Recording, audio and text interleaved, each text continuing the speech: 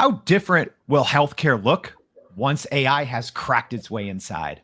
That's one of the things that we're going to be talking about today on Everyday AI. This is your daily live stream podcast and newsletter helping everyday people like you and me keep up with everything that's happening in the world of AI. Very excited today.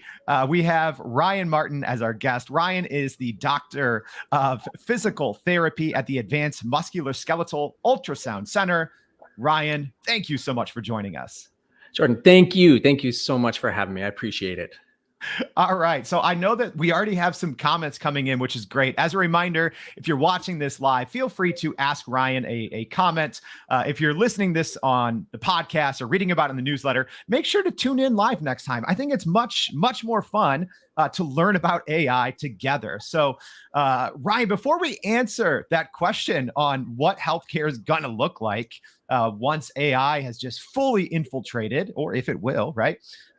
Let's go over the news in AI. And before I do this, a warning to everyone, there's a lot going on. So I'm going to take a quick sip.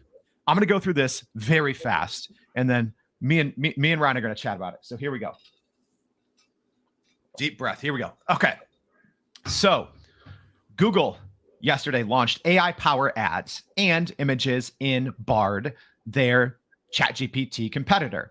Speaking of ChatGPT announced that they are now allowing browsing inside ChatGPT with Microsoft Bing, so a much more powerful engine. And also that will be coming to all free users as well as paid users. And another one, ChatGPT and Bing AI plugins will all be working together. So speaking of Microsoft and Bing, so this is probably the biggest news of all. Microsoft announced that they're bringing AI to their entire Windows operating system when they announced at their Microsoft Build conference, Copilot. So essentially Copilot is bringing smart AI into your actual computer, into your Windows machine. That was a little easier than I thought. Ryan, that's a lot to dissect in the news. What's your take on all these updates from OpenAI, from Google, from Microsoft? That is a lot of information. I think some of the takeaways in there, I mean, first thing, wow. But the fact that you said that Windows is going to integrate it right into your system, that unbelievable. Beyond that, ChatGPT and Bing really partnering and having that as your browser. I mean, think about like all the possibilities that you could do with that. It's, I've always been a Mac person. And when I saw this, I'm like, I want this. This looks like it's going to have a smart AI assistant on your actual computer that can help you with any task that you're doing. To me, it's like, oh gosh, I need this. I don't know. Do you want that? Are you a Mac person, Windows person each? I'm a Windows person. I want it. Yeah, I can't wait. Okay, so let's talk a little bit about some things that are going on in the health and medical space when it comes to AI. And like I mentioned, feel free to drop Ryan a comment. I know we already have a couple here that I'll put on the screen. So a piece of news, Ryan, that I want to get your take on. So the World Health Organization recently issued a statement warning against the potential risk of using kind of these large language models like ChatGPT in the healthcare setting. What's your reaction to that? It seems like two different things are going on. It seems like there's all these great developments being made with these large language models that can be used in the healthcare setting. But then you have one of the biggest governing bodies in WHO coming out and saying, hey, maybe not. How do you think this is going to shake out? Well, I think on one of your previous shows, somebody said the train has already left the station, right? So yeah, the governance and the regulation is obviously going to be there. Stopping it altogether might be something difficult. We use AI already. We've been using AI, or at least that, idea for a little while, but stopping it altogether and the WHO coming out and making that statement, I mean, that's a powerful statement. I guess it depends on the context of what are they going to stop? Right? At what level are they going to stop, AI? So I think that's my take on that is, what do they mean by that? I'd have to go through and dissect, what they said. But to me, at what level are they trying to stop it altogether, or certain applications of it, or they just don't want full automation? It depends on what Mhm. I think what they're trying to get at it, right? Yeah. It's yeah, the train's left the station, right? And we kind of talked about this pre-show, but I've been in talking to my doctor before, and I've seen my doctor use Google, and I'm sure that's very common. So what's the difference, right? Do you see a difference in those two things? I mean, maybe there is. Well, if you start talking about like what's the difference between a search engine, which you may have said is dying before, I Mhm. might have heard you said that before. Calling me Looking out. I love it. Right, I'm calling you out. No, I mean, now you're talking the difference between a search engine and a language model, right? And Mhm. something that's intuitive, that has been known to have maybe hallucinations and some error factors in it, to where, of course, search engines have plenty of errors too, right? But I think because in the mainstream media, so many people are talking about like all these, hallucinations and or issues and this deep fake and everything. And I think there's this FUD, or this fear that's kind of going on with all of this, or and I think they're putting their statement out first. And again, I can't speak for them, I have no idea, but maybe they're putting this statement out to kind of just say, hey, let's back it up until we learn more and have more governance, because we know that's coming. Sure. So let's actually back it up. Let's talk a little bit about kind of what your day-to-day role looks like, and just briefly, how have you, or how might you be using AI kind of in your day-to-day role? So just explain to everyone a little bit about what that looks like. So my role, okay, so I am a physical therapist and an ultrasound specialist in musculoskeletal ultrasound, meaning I don't look at kidneys or thyroids or anything like that. I don't look at babies. People have always say, hey, do you Hmm. look at babies? No, I have no idea. I look at like shoulders, knees, hips, hands, wrists, those kind of things. So that's my specialty, and so I teach that. So I work in a couple clinics that I partner with, and what we do is we teach this within our clinics. And so I'm kind of the educator role in that position there. And then I also have an education program where I teach, MSK, or musculoskeletal ultrasound. So then I guess your next question was, how do I use AI? Well, how do I not use it? No, no, I have a couple tools, but even, and again, oh, I guess here we go. We're going to open the box here. Let's do it. Not unlike the WHO, is I don't really use AI in the medical field. Like, so when I'm in clinic, there's Mhm. nothing that I'm really using that we're calling generative language. Sure. There's probably tools that we're all using anyway, undercover tools that we, just kind of use, and it's using automated systems that we interact with. But in the clinic, I'm not going into, generative languages and utilizing that for patient data or anything like that. I don't do that. Mhm. But when it comes to day-to-day tasks and things like that, I'm using all sorts. I mean, we could list a myriad of different tools that I use. But the things that I see are different than what I'm using right now. Now, does that mean I'm not going to try and implement them? As I learn more about some of the tools, they're Mhm. going to be integrated into the clinic setting. Now, the education setting is completely different. There's a lot of tools that I can see are going to be implemented in the education side of my job that are going to make my life so much easier. So, and Yeah. again, a whole list of those. Sure. So definitely outside tools, like you bring up. But I think Tristan, who just left a comment here, watching live, great question. So he's saying, what's the likelihood that Epic Systems, the healthcare software giant, begins to implement or work on AI additions to their software if they haven't already? First of all, Tristan, thank you for also asking that in a way that everyone outside of healthcare can understand. But Ryan, like, yeah, I think most people have heard of Epic. Are these big, I think that's an EMR system. Yes, it is. Are these big companies going to be working AI into their EMRs? Yeah.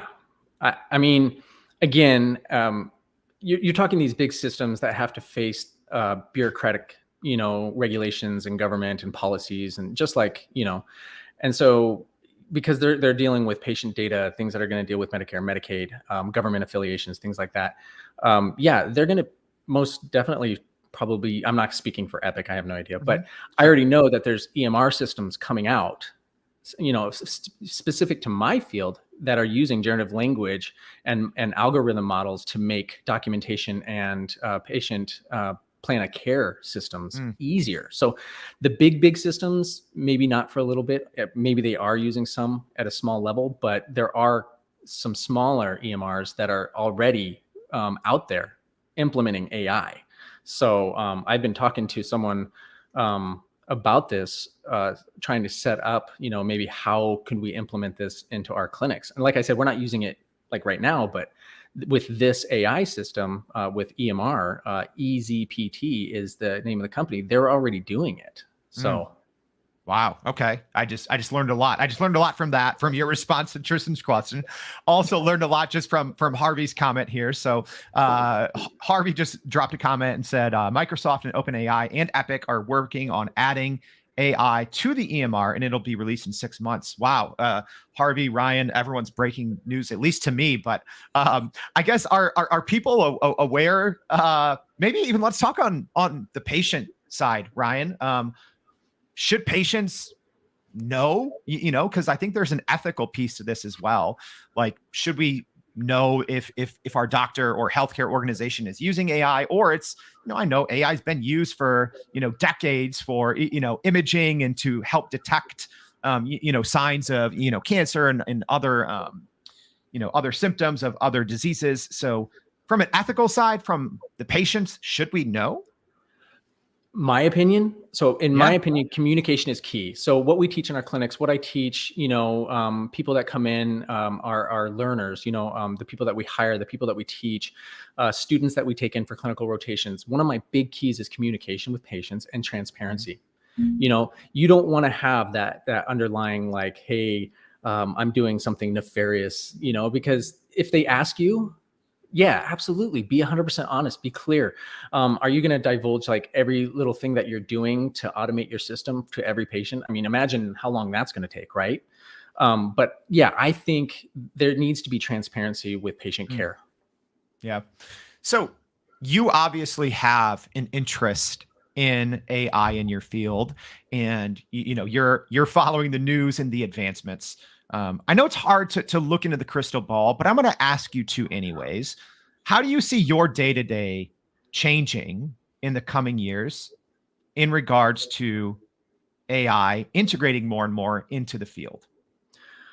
So when we're talking about AI into the healthcare field is one kind of topic, and we're talking about AI into the education system is kind of another thing. So then you have to hybrid and blend those. In the healthcare, obviously, I see these tools growing, expanding, improving, and making what I say is the B word, okay, burnout, is helping reduce some of that burnout. I mean, anybody in here that is in healthcare, any field really, to be honest, healthcare, education, business, anything, there's burnout rate. And I see the future of this as growing all these tools to help reduce some of that.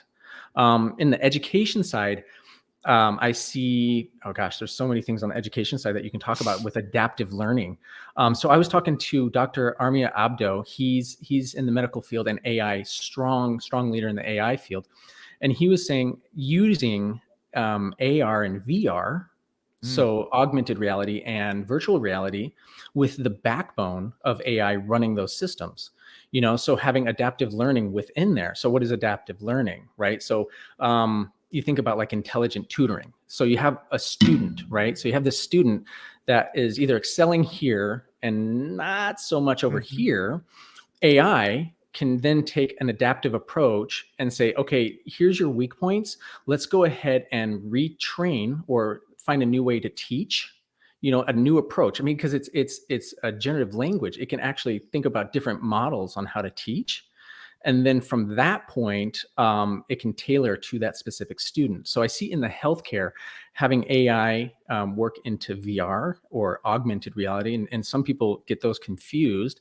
I got it confused. And just real briefly is what Armia Abdo told me is, Dr. Abdo, I should say, is augmented is meaning that you're already seeing everything that's in front of you. You put something, like a glasses in front of you or something, and then there's a superimposed layer of things that you can interact with, versus virtual reality where everything's virtual.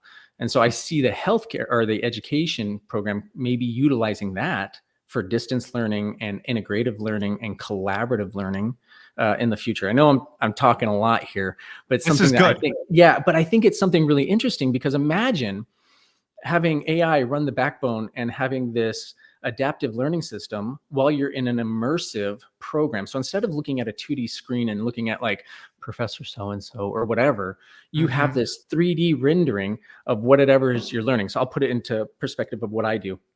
So if I do MSK ultrasound, musculoskeletal ultrasound, and I have these glasses on and I have a 3D rendering model of something in front of me, and think about that. And as I interact with that system, it can tell me kind of what's going on, right? So this is what I envision. And then think about this, a multidisciplinary team, so a collaborative unit of people. So you have a nurse on there, you have ancillary staff in there, you have doctors, you have physical therapists, and you can all interact on that same case, through distance learning. So that's kind of where I see some of that going there. And again, that was really generated from Dr. Abdo. And it's just more, I don't know, there's more gamification to it, I would say. Does that make sense?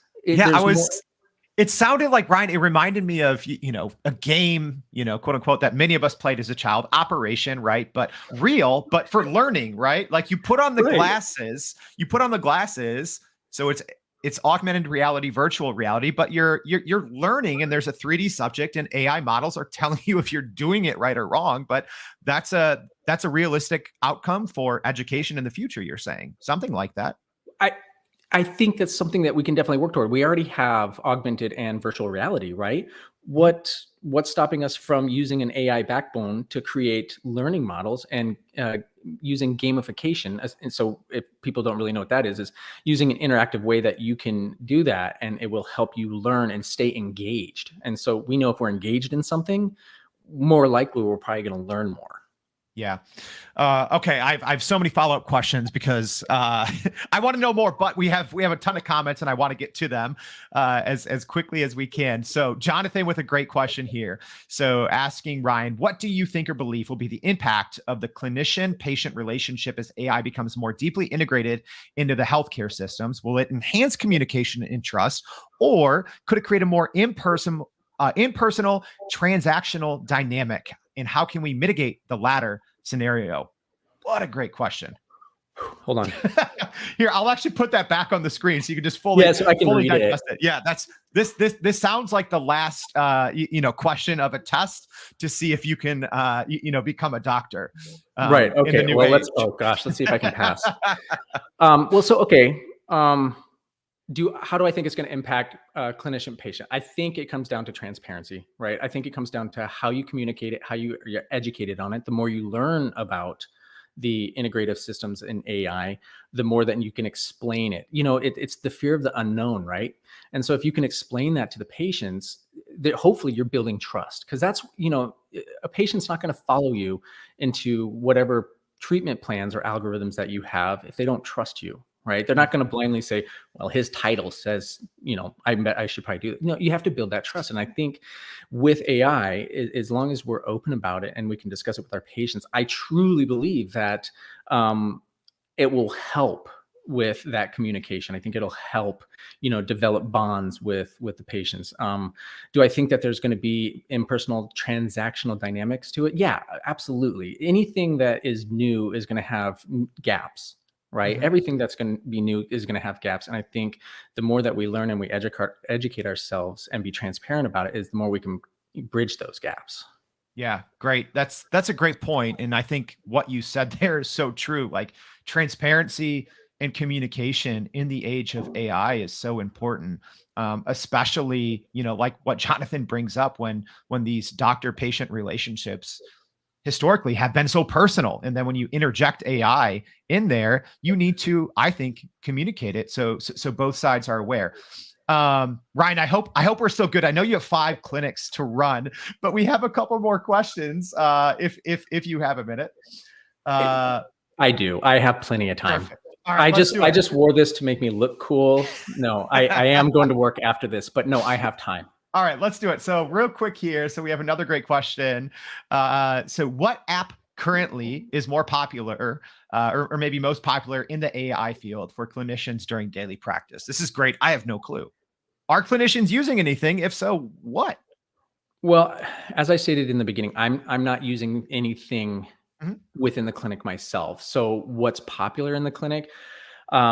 I would imagine people are using things, like the GPT, Bing's, Bards, to kind of understand what's going on. But like I said, there is a integrative AI EMR platform that I hope to see things like that building out, which helps cut down on time, which Mm. again we talked about a little bit, and helps with tedious tasks. So to me, I think some of the EMR, or at least some of the applications in the documentation, is probably the most popular, or going to be the most popular to begin with.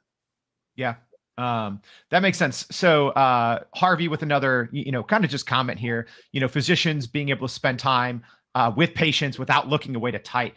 That's big, right? Like just being able, because sometimes it's almost like in the clinical setting, you're talking to the doctor's back, right? So that's something I didn't really think about, but that's a big piece, right? Yeah, exactly. This would not be Yeah. a good interview. If you're listening to the podcast, Ryan turned his back. This would be a terrible interview.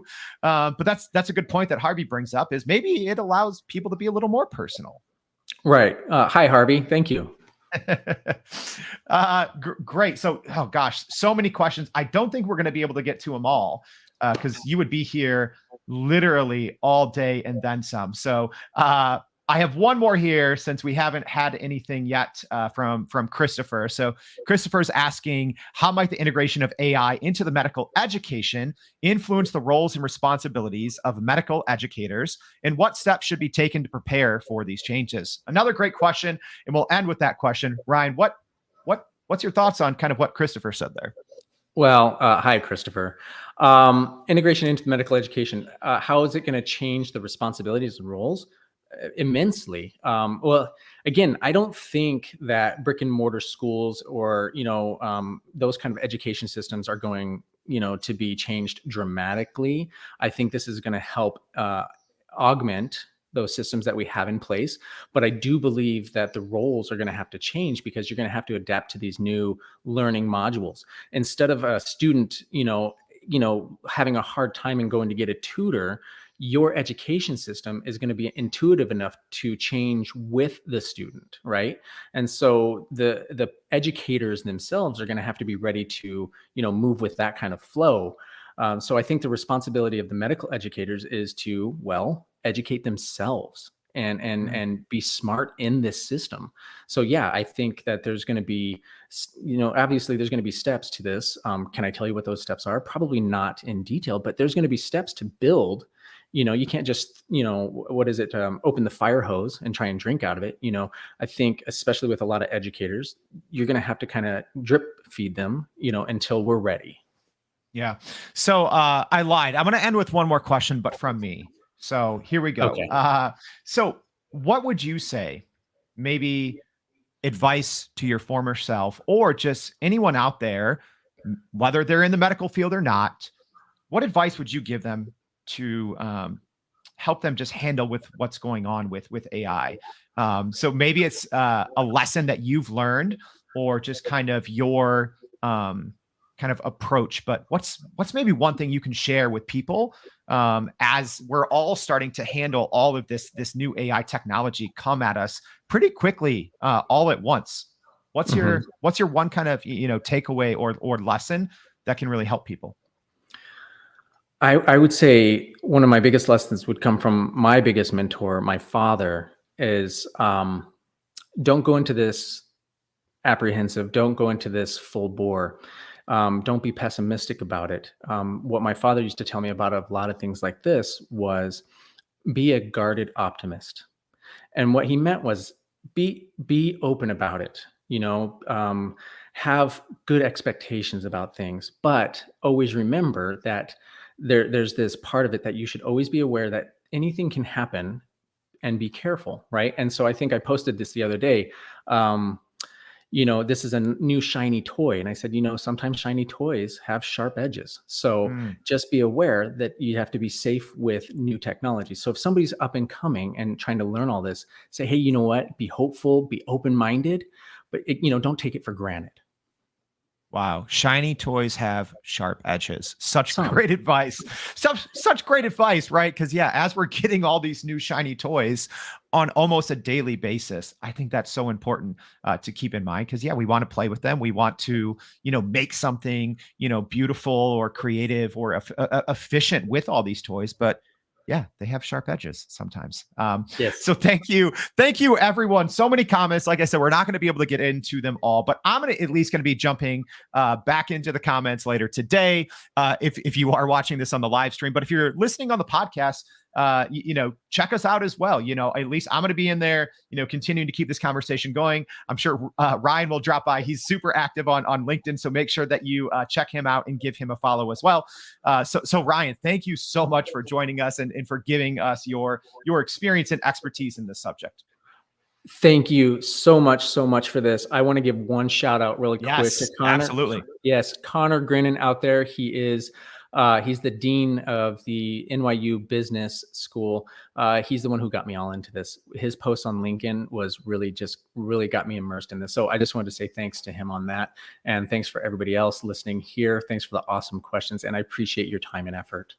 All right. Well, yeah, I'll have to check that post out, by the way. So thank you, everyone, for tuning in, bringing these great questions for Ryan. And as a reminder, we do this every single day live, 7:30 a.m. Central Standard Time. Also, please go to youreverydayai.com, sign up for the newsletter, check out other podcasts. We've had about 20, so we try to bring a different expert in every day to talk about how AI is affecting all of our everyday lives. So thank you for tuning in, and we hope to see you tomorrow and every day on Everyday AI. Thank you.